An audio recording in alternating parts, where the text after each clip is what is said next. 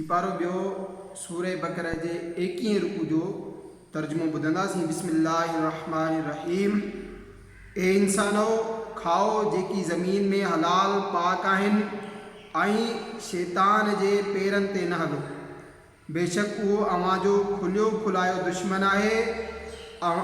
इहो त अव्हां खे बुछड़ाई ऐं बेहयाई जो ई हुकुम ॾींदो ऐं ही त अव्हां अल्लाह ते अहिड़ी ॻाल्हि ठाहियो जंहिंजी अव्हां खे ख़बर न आहे। ऐं जॾहिं उन्हनि खे चयो वञे अल्लाह जे लाथल ते हलो त चवनि बल्कि असां त उन्हीअ ते हलंदासीं जंहिं ते पंहिंजनि अबनि ॾाॾनि खे ॾिठोसीं।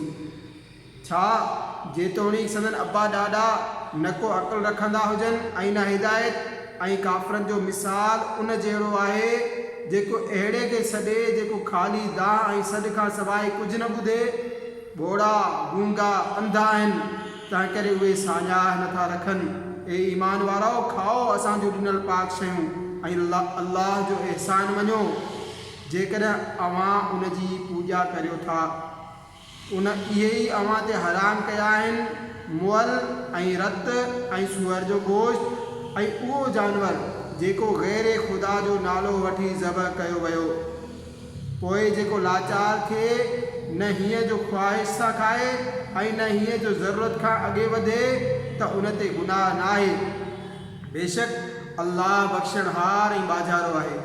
जेकी अल्लाह जो लाथल किताब लिकाइनि था ऐं उन्हनि जे बदिले ख़सीस मुल वठनि था, उहे पंहिंजे पेट में बाह भरीनि था ऐं अल्लाह उन्हनि सां क़यामत जे ॾींहुं न ॻाल्हाईंदो ऐं न खेनि पाक कंदो ऐं उन्हनि लाइ दर्दनाक अज़ाब आहे।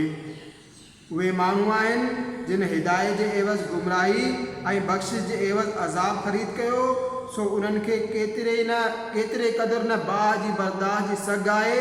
ही उन्हीअ करे त अल्लाह हक़ सां किताब लाथो ऐं बेशक जेकी माण्हू किताब में इख़्तिलाफ़ विझण लॻा उहे ज़रूर पराहें दर्जे जा झेड़ाक आहिनि।